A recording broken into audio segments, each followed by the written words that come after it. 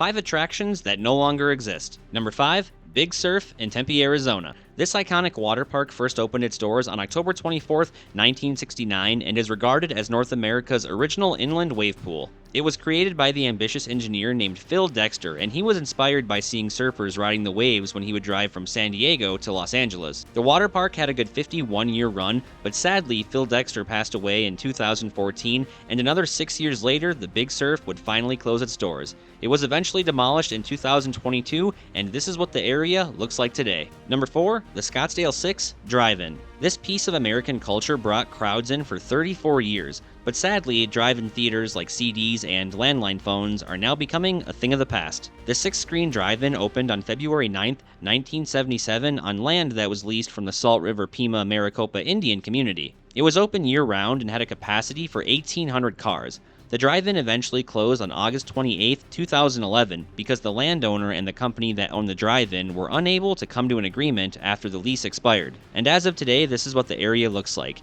You can still make out the rows where the cars pulled in to face the screens. Number 3. The Phoenix Trotting Park. This horse racing track was located just southwest of Phoenix in Goodyear, Arizona. It was built in 1964 with a futuristic design, but sadly, the hopes and dreams of an ambitious track would not last long.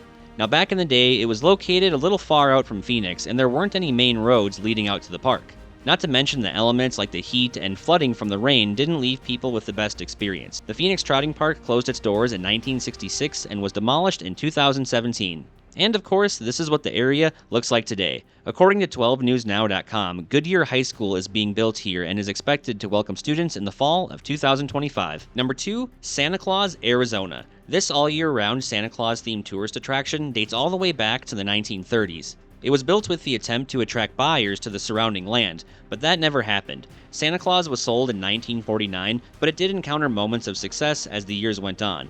By the 1970s, it had already begun to fall into disrepair, and by 1995, the last gift shops went out of business. As of March 2025, this is what Santa Claus, Arizona looks like. Nothing but an empty lot with a dilapidated sign that looks like it's about ready to fall over. And finally, number 1, Cracker Jacks in Scottsdale, Arizona. Cracker Jacks was built in 1993 by the Herberger family who owned the land and park. For nearly 30 years, it held quite a special place in people's hearts. Over time, competition from other entertainment venues increased and equipment was becoming outdated.